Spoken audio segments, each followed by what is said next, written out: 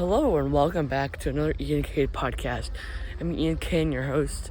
Today we are just probably going on a nice walk. We'll do my vlog, so nothing really special today. But I haven't done a podcast in about 8 days now. For you guys, probably be 9 days tomorrow when you guys see this video. I've been working pretty hard on a summary of John, the book of John, the gospel, and that has been taken quite a bit of time. It's been over a week now since I started it, and it's pretty hard because I got some information I have to look up, and I have to use the Bible, the source, of course. And I also try to interpret the phrases or the verses that I like, and kind of interpret that into our own daily lives. So that podcast, I'm kind of looking forward to it because that's going to be a long podcast. So after that podcast, you probably won't see me for another maybe a week and a half. And then I'll come back with another video, and I'll be working on my next summary. It will probably be one of the Gospels again. It'll probably be Luke. Then I will probably do Mark and Matthew, the last two Gospels. And I haven't decided if I want to either go forward in the Bible into the New Testament, deep into like the Acts of the Apostles. I've heard a lot about that, the New Testament books or the New Testament letters. And I really want to get deep into those because they have a lot of life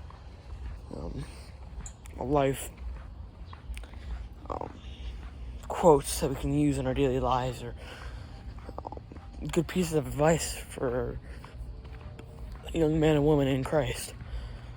So I kind of want to do that, or backwards in the Bible. Obviously, the Old Testament, the last few books, like the prophets are probably good. But once you get deep, or the very beginning, into the Old Testament, I feel like there's a line. That line is kind of like starting after Genesis. It gets really boring. It gets super boring. Because I've read Exodus, Leviticus, and Deuteronomy. Read them every night, like a little story every night. I did that a couple months ago. And it gets pretty boring, man. It's just all law. And I feel like this is something that I don't really want to do. But obviously they have important laws in there. There's some phrases in the book, in those books, and actually every book that we kind of read over, because either that book's super exciting, or that story that you're reading, or that chapter that you're reading is really powerful to you, or it's something that you're looking forward to, right? So anyways, I just didn't pick up this camera to yap for 3 minutes. I'm going to talk about the spirit of lust. So I'm going to start a series now. My next podcast after my summary of John will be the spirits, or the 7 deadly sins, and how we can kind of overcome them, and how we can kind of grow in them. Lust is something that we all struggle with as young men and women, and honestly, it's probably the easiest sin to fall into, because the sin of lust is literally everywhere in our daily lives, and it's not hard to do, and it's not hard to encounter. It's not hard to.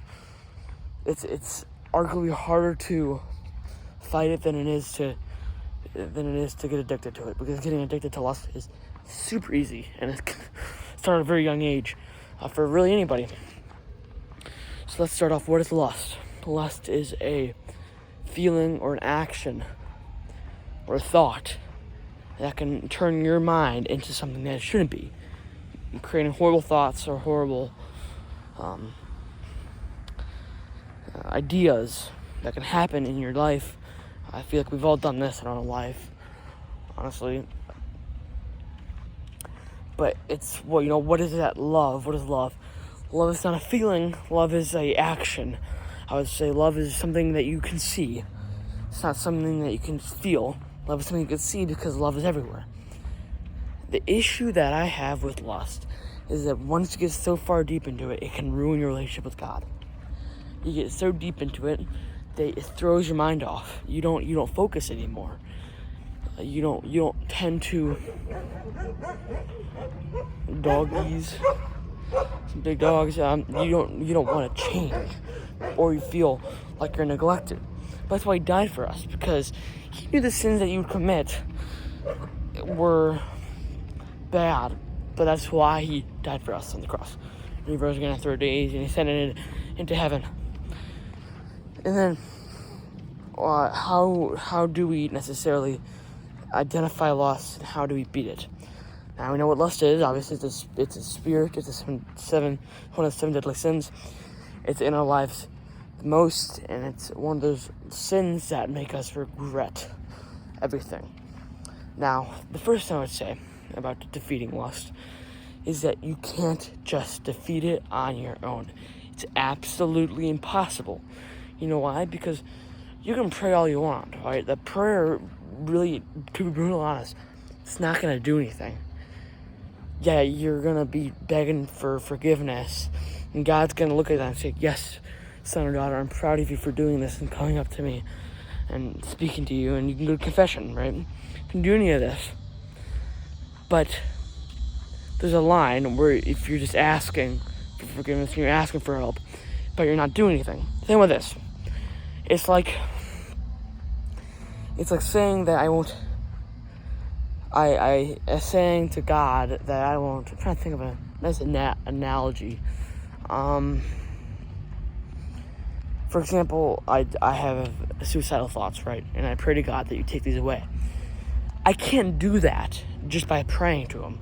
I have to take action. Obviously, I can't just sit there and pray. I have to take action. I have to read the Bible. I have to try to go to adoration or confession every month or every week for adoration or every month for confession. You can't just pray for it and then not do anything about it. That's the thing I like doing this about the summaries of John that I'm working right now. It's helped me when I'm writing down these summaries in my notebook that I take my notes into the Bible. It's helped me realize that once you finish the book in the Bible and you actually work on it and you take a summary of it, that you change so much because then you have that book in your mind. I have a bunch of verses locked up in here from verses. For example, John 8:58. Before Abraham came to be, I am. That's just one of the verses. I won't give you a rundown. But yeah, you have to take it seriously if you want to change. Like anything else in your life, you have to take it seriously if you want to change. Now, second thing. The Bible obviously speaks about, mostly in the letters, about lust and how our body is a holy temple for Jesus Christ. Our body is meant for worship, and our body is formed for worshiping good. When we lust, we ruin that temple for God, and we lust. Obviously, it's not a good thing. We don't want to do that. Now, the Bible speaks on crucifying the flesh. What does it really mean? When Jesus was hanging on the cross, his flesh was crucified. Basically, we want to put our lustfulness, or really anything, any of our sins, on that cross, right? Crucified down. And you try to get it out of your life and crucify it down so where it can't get to you. One of the things that I kind of like to do, I haven't really told anybody this, I do send it across every time I get a bad thought, every time I do a sin, or every time I just, do something bad. Every evening and morning, I have a prayer book, and I do a prayer from that prayer book. I try, that's a good way to open your mind to the surroundings of Jesus Christ. Because when you are willing to change, you will change. When you are willing to take advantage of the situation, and you are willing to work with God, then you will change. You will want to become a better person. Trust me on that. It's the best gift from God that when you're changing into a man or woman of God, you will want to change. You want to change everything about your lifestyle that wasn't like that before. Number 3. The third thing that you have to do to defeat lust is to cut off the sources of lust. For example, deleting apps that cause you to sin, deleting shows that cause you to sin, deleting other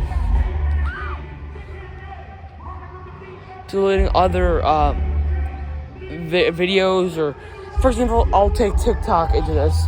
TikTok's a very good app for socializing with others, but if you use it the wrong way, TikTok can be a bad thing. Same thing with any other app like Netflix, YouTube, etc. Now, if you feel left out because you feel like you're missing out on stuff if you delete an app, it's another sign that you're addicted to it or you need to change. Now, you don't have to delete the app for good. Give yourself like a week. Spend that week in prayer.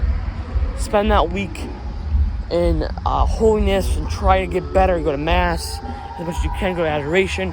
Go to confession. Get your mind prepared and try to pray about it.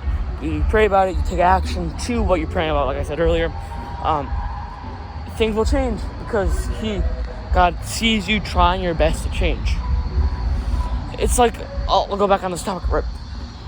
You can say you're a Christian, right? But you can really act like you're not. Say one thing but do another. That's hypocrisy.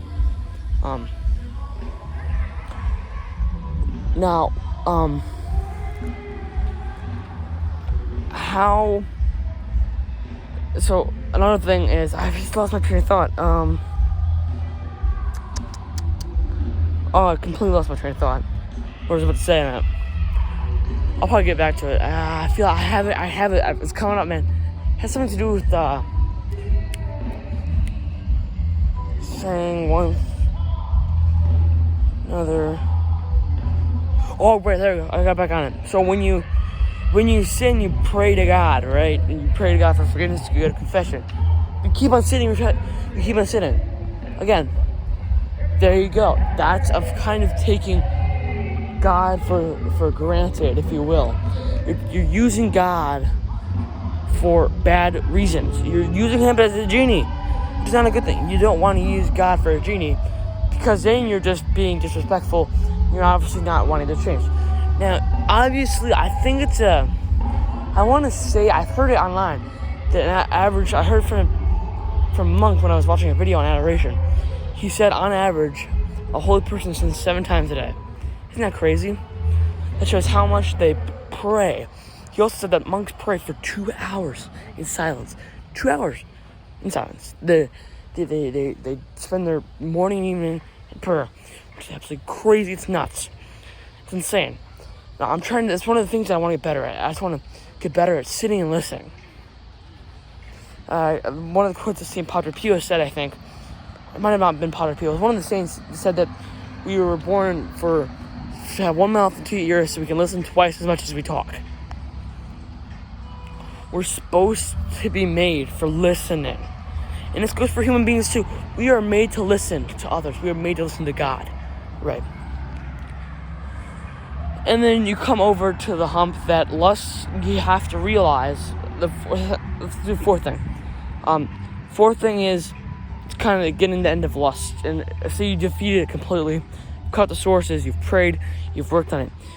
You have to realize that the sin and the lust will never completely go away. Unless you're born with some magical spirit where you just don't sin anymore, right? Or you don't lust. It's possible, right? It's completely possible. I don't doubt that at all. I bet that can 100% happen. Well, probably not. I probably won't happen. But all you can do is try to crucify your flesh. Try to work on getting better on something that you're bad at. Take it like golf. You're bad at golf. You want to get better at it. But you have to have patience. You sin, but you want to get better at it. But you have to have patience. Sin is all about patience. That's why patience is a virtue. The devil doesn't want you to be patient because when you're patient, you're less vulnerable to sin because you realize that this is an ongoing thing. But when you're not, it messes with your mind because you don't feel like you're going anywhere. He wants you to feel negative about the things that you're getting better at. That you're not doing good enough. He wants you to feel that God is disappointed in you. It's one of the things that, we should never really think about as Catholics or Christians. So I'm going to leave the video at that. Again, like I said, on my next podcast will be the Summer of John. I want to get that done this weekend. I'll probably get back to you hopefully Monday. I'll say sometime next week I will get that done, okay? So I will see you guys in the next one. As well, peace out. Stay faithful. Jesus loves you all. God bless.